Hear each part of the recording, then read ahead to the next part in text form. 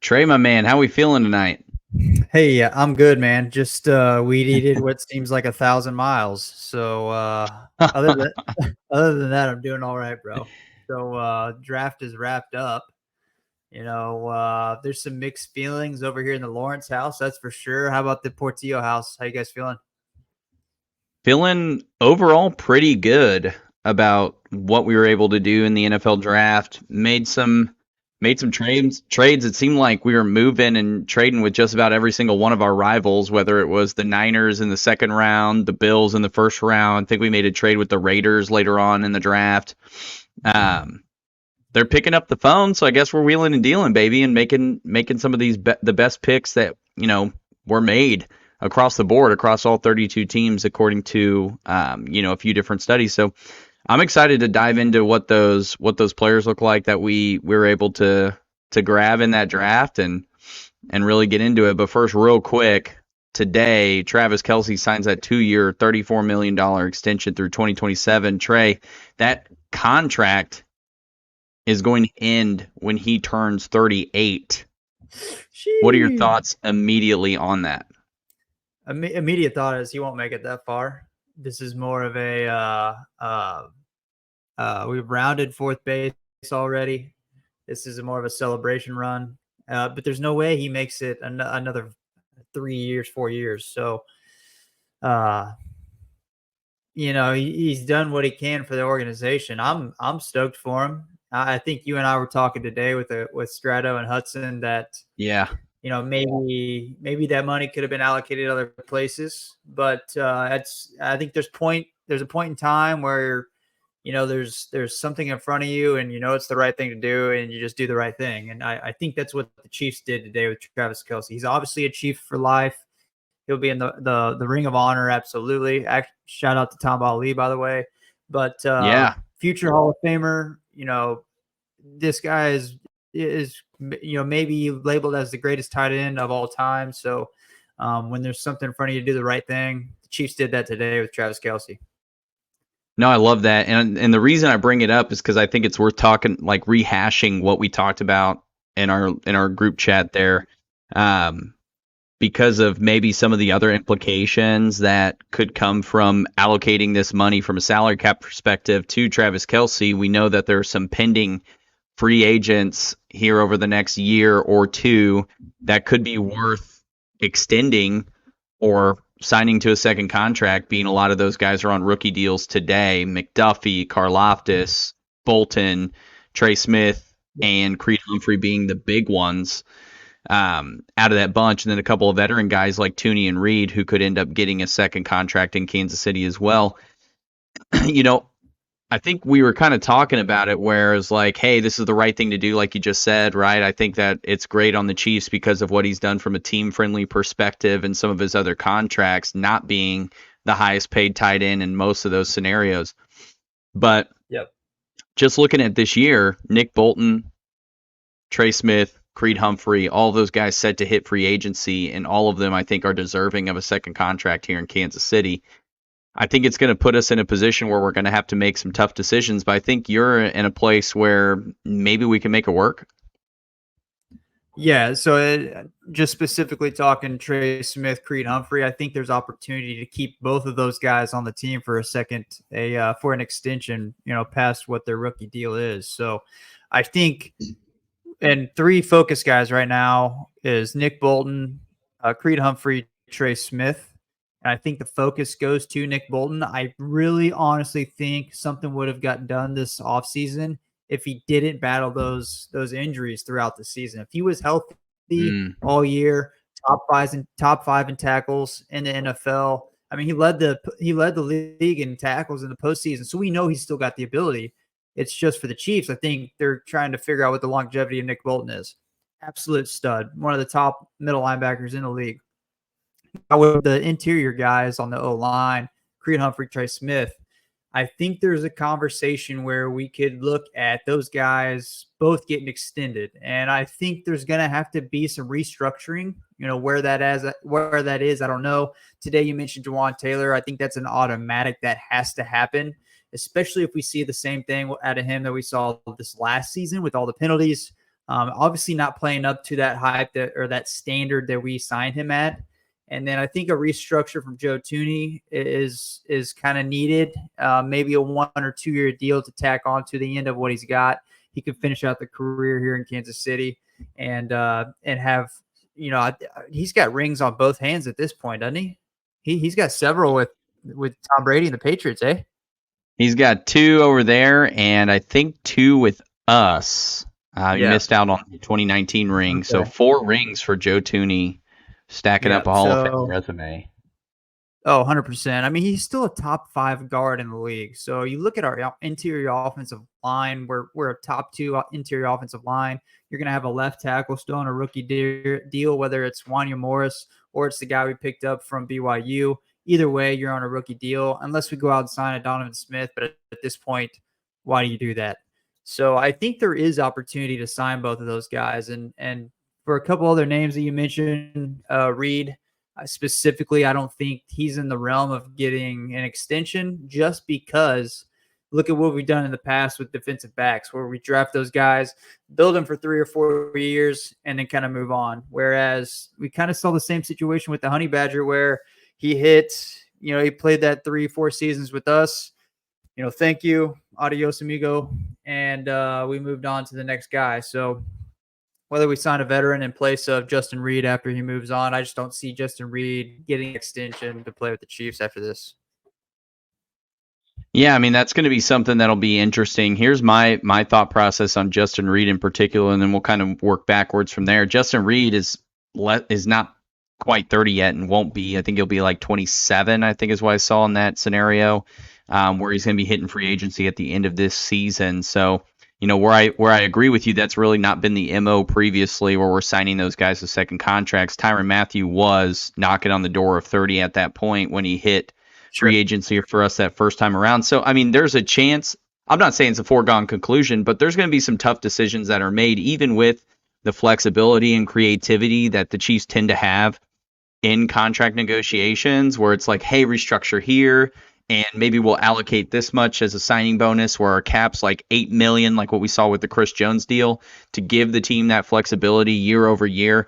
We've seen what Joe Thuney's contract has provided to us, but now we're at a point where those final 2 years on his contract are ballooning, right? He's got over $25 million on those last 2 years, and not a lot of flexibility to push that down the line without an extension.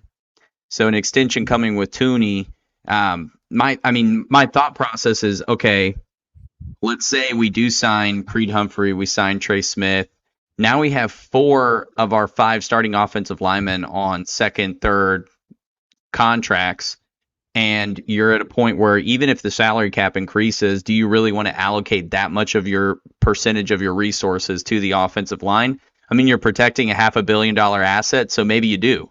Right? Yeah. But it's also, what does the team look like at that point in time? Are we going to need to allocate more money to wide receiver? Because as it looks right now, there's uncertainty within that position, knowing Brown's on a 1-year deal. And we don't know what's going to happen with Rashee Rice and his legal situation. So, I mean, there's just a lot of balls in the air that I think need to fall into place before we're looking at what contracts look like. And we're definitely jumping the gun on this thing with that conversation. But it's fun to speculate and just kind of see where we're going to go. And honestly, we're in a very fortunate position to see the Chiefs have this abundance of talent that are set to hit, the free agent market that they have to make these decisions on. Because if it was the other way around and it was like, okay, we just had this one draft pick that's panned out, then maybe Veach wouldn't be our GM for as long as he's been. So I think there's a lot of fun speculation there, but at the end of the day, it's we got to see what happens with so many other things. Yeah, and to tap into something real quick before we move on to the draft picks, something for Chiefs fans to kind of ponder around on that thought is that the Super Bowl that we lost, what's the root cause that we lost that? The O-line, right? They got absolutely destroyed that game. And then you look at last year where we had the worst receiving core in the NFL and was still able to pull it off. So not saying you're wrong at all, just saying something to ponder for the Chiefs fans out there and think about for, 9 months at this point. and we'll be talking about it here again in February next year. But Dan, before I kick us off into the the draft picks before we run through what we picked up Thursday through Saturday.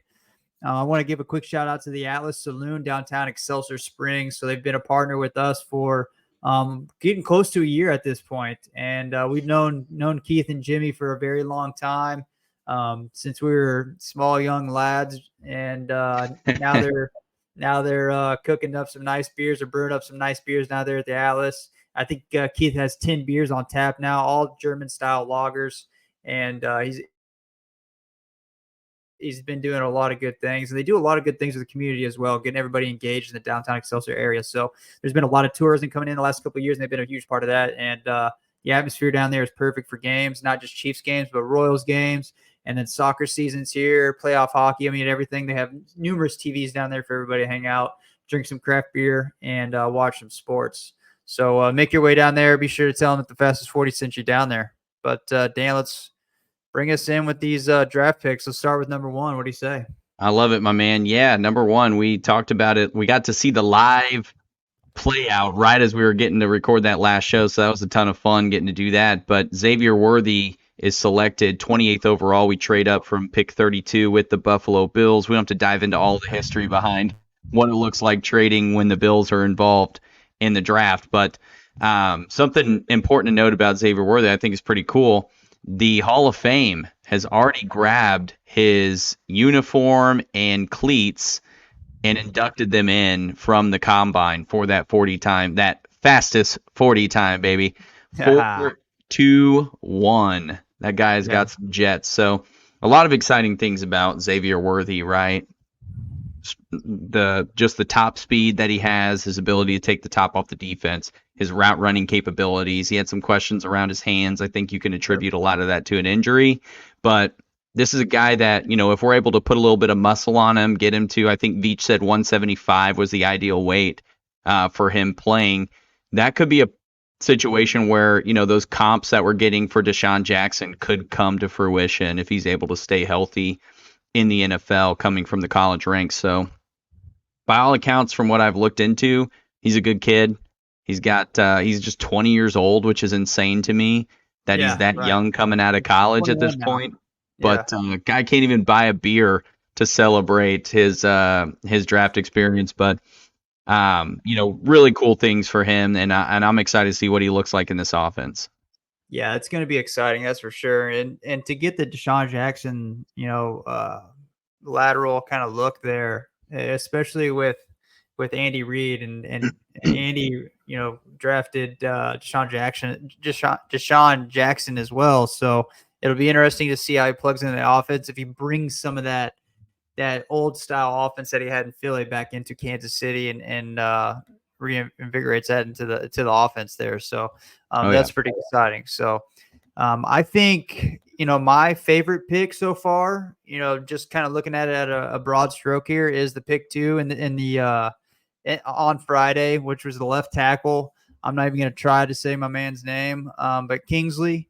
And can you say his last name? You got it? I think it's Sua Mataia or something like that.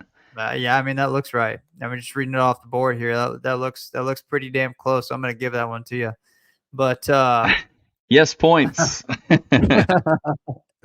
But I think what's impressive here for me is that he comes from a line of other football players, and you kind of see a trend there with guys who have been successful in the league and who he's trained with and who he's been associated with. So I'm looking forward to this one.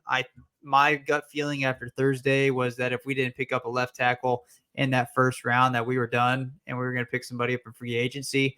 But they went out, made a pick, and I think this gives us flexibility, right? So we don't have to go into free agency, pick somebody up, and then that guy's got to be the starter, right? It doesn't have to be Donovan Smith again, with Wanya Morris coming in and maybe taking some reps.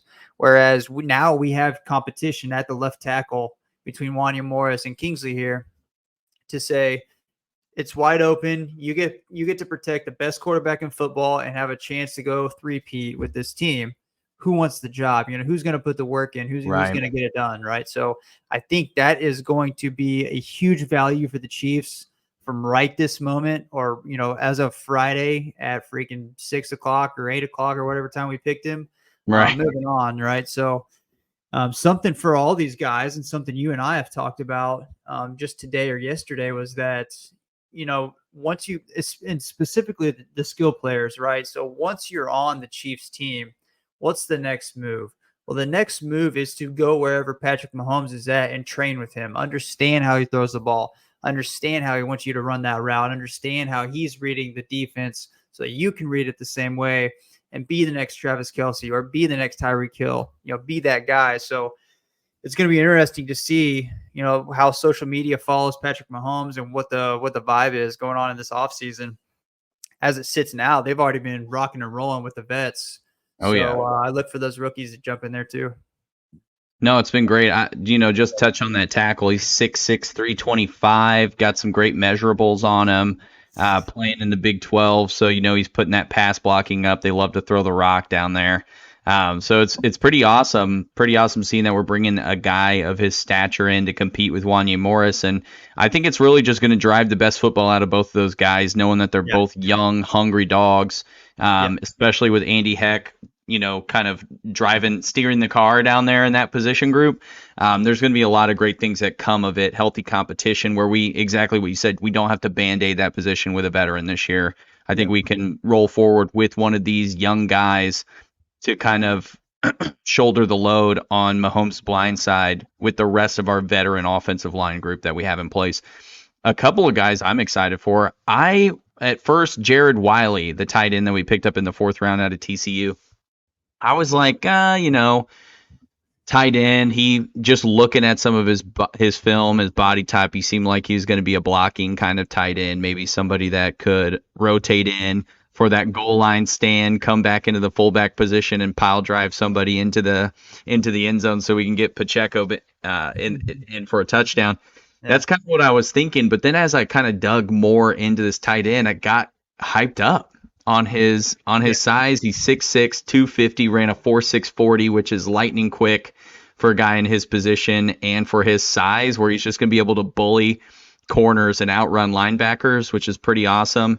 Former quarterback, like another tight end you're pretty familiar with, where, he's going to be able to read that coverage a little bit and find those weak spots. And I'm not saying he's 87 second coming or anything like that. I'm not ready to throw that label on him. But the promise of it, I mean, it's undeniable at the very least, and who knows, this guy could end up being a total bust. We don't know what's going to happen with these guys, but just knowing the coaching staff we have behind him, it makes me really, really excited at the prospect of what Wiley's going to bring to the team. And then in addition to that, in the 4th round, I think we just cleaned the hell up. Jaden Hicks, that safety out of Washington State, got some really high marks, man. In a lot of rankings, he was a top 3, top 5 safety, and we got him at pick 133. Now, it's not a huge need for us because we have Reed, we have Cook, we have Shamari Connor who can play some of that safety position. But putting Hicks back there and letting him get some play behind those veterans, and maybe he plays well enough that we don't feel the need to sign Justin Reed long term, and he can be that fill-in position where we have a Cook-Hicks duo.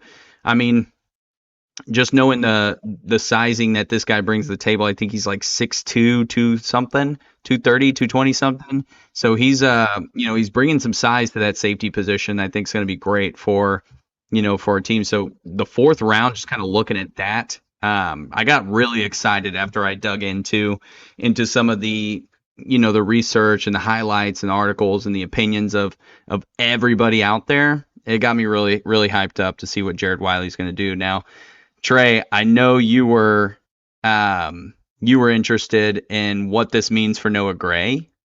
Yeah. Share some of your thoughts there. Well, not necessarily what it means for Noah Gray. Again, this is another great point of another great opportunity for competition, just like you said. So it seems like all of Chiefs Kingdom has already sold on this guy that he's going to be the next Travis Kelce. He's going to come in and we're going to play the 2 tight end set. Noah Gray is going to be passing out water bottles. Let's not forget the role player that Noah Gray has been for us, man. That dude has been clutch. He's got automatic hands. He catches every single ball that comes his way.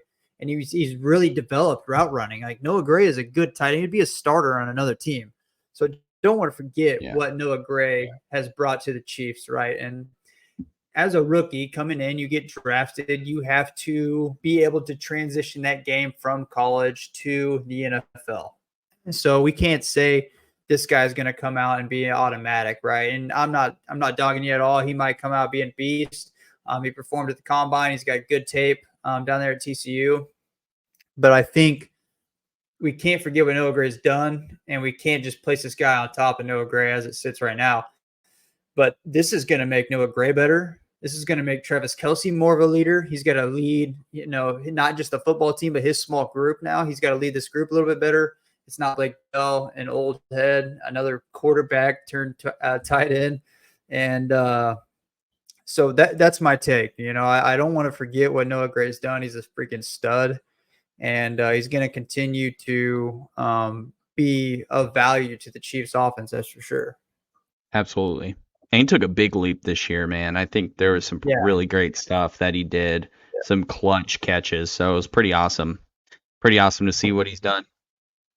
Looking at the, round 5, round 7, those are the other 2 offensive line picks that we made. So Hunter Norzad out of Penn State. He is the interior utility replacement for Nick Allegretti. This guy played all over the offensive line in college over there in Penn State, so he's dynamic. He's got that sort of that nimbleness, if you will, where he can fit wherever you need him. And I know Andy Heck's going to get the most out of him if he gets those opportunities to make the team this during this training camp coming up. So there is some big time prospect on him, just his athleticism. Something that the Chiefs just swear by is an RAS score, relative athletic score. So it's on a scale of 0 to 10. It takes in measurables, it takes in performance at the combine, the different drills that are associated with that. And so it just kind of calculates the score based on all of those different statistics. Yeah. Our draft is one of the most athletic drafts out of any team this season, where we had multiple guys taken in this draft scoring over 9.5 on that particular test. CJ Hansen was one of those picks in the 7th round out of Holy Cross. Now I think we hit every religious school. We got TCU, we got Holy Cross, we got BYU. I mean, we're just running the gamut on that. I think that's pretty funny. But CJ Hansen, athletic freak, coming out of Holy Cross. The guy is an interior offensive lineman, 6'5", 300 pounds, and his measurables were just insane. One of the tallest verticals, 33.5 inches, big time broad jump. And so, that's just saying he's got explosiveness coming off of the offensive line and is going to be able to handle things in the trenches. Now him being taken so late, I mean, it's a combination of a few factors where it's, he's playing at Holy Cross. So, I mean, who is he really playing on tape? If he's putting anything up that's impressive, you got to take that with a grain of salt. And I think the other thing is maybe it's a lot of technique things that need to get worked out for him, where he's going to be this athletic project where we've seen it pan out before, right? And we've seen the inverse of that. See Joshua Kando, great measurables, great athleticism, but we just weren't able to develop him as a prime edge rusher in the 4th round. And so he ended up being one of those guys that we worked on. But a time when it worked, Tano Passignon, right? Big time athleticism, hadn't been playing football very long. We were able to invest enough coaching in him to get him to a place where he needed to be. So CJ Hansen, I think there's a lot to be excited about there. Even being a 7th round pick, we know we can find gems that late. So a lot of fun with that one. Yeah, absolutely. And I'm going to jump back to round 6 here, Dan. Kamal Haddon. I had to learn that one. I thought I was saying Hayden all day on Saturday, but it is Kamal Haddon. And just watching the clips on this dude down at Tennessee, absolute aggressive cornerback, has a pretty big build. He's not a small guy, kind of a lengthy quarterback. But my first thought when I watched him play ball was, looks like Marcus Peters, how he jumps the ball. He's very aggressive on the ball.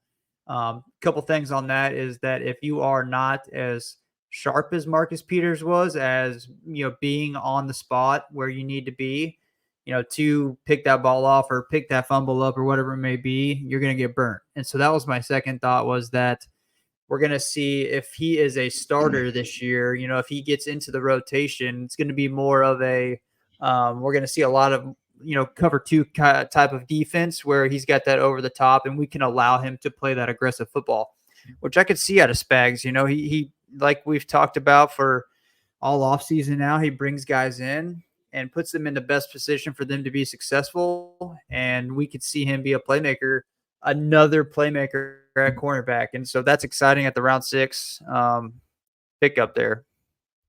He's a stud. He's gonna be a good one. I have full confidence in him. I think that one's gonna pan out there. It's awesome anytime you're able to grab an SEC player that late in the draft. I think there's oftentimes a lot of promise, and a lot of times maybe they're getting overlooked because of one or two things where they're lacking. And it could also be scheme, right? And fit. There's a lot of decisions that play into this draft and how teams are picking players. I mean, look at the quarterback scenario, right? The 6th quarterback off the board was Bo Nix in the 12th overall pick, and then we didn't see Spencer Rattler come off the board until about round 5.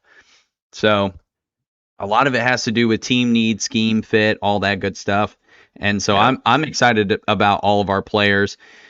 In terms of relative value per pick, the Chiefs were 3rd overall out of all 32 teams in the NFL. So we were picking late in a lot of rounds, even with the trades and those different scenarios that happened, with the exception of maybe the 4th round there. And we were able to make a lot of things happen. Brett Veach, that whole entire scouting department, they put in the work to find the right guys and make sure that any of the picks that they were making on draft night, 1, 2, or 3, they were getting the very best players available on the board to fill those positions of need. So pretty cool seeing that play out. One of my favorite things is post-draft.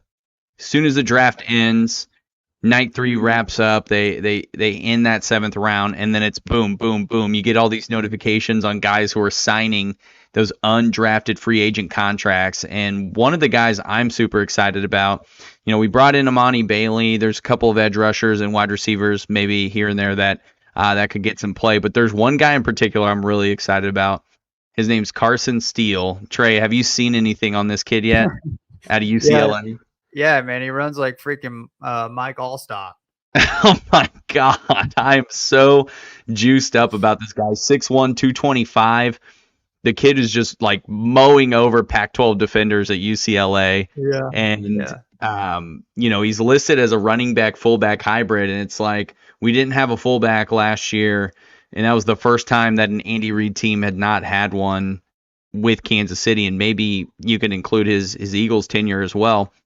But knowing the power at which he runs and the versatility he could add to the offense as a fullback to get those short yardage situations going. I mean, Pacheco has the wherewithal to make that happen, but it's just the build up in the back. He's got to churn the feet a little bit before he gets going. This guy, Carson Steele's just running straight through. And what a cool ass name. Yeah. For a fullback. Yeah. Carson Steele. Good effing luck tackling a guy named Carson Steele. That dude's like an action hero. Yeah, no, I hear you, man. That's funny. Yeah, that's well said there. That's well said.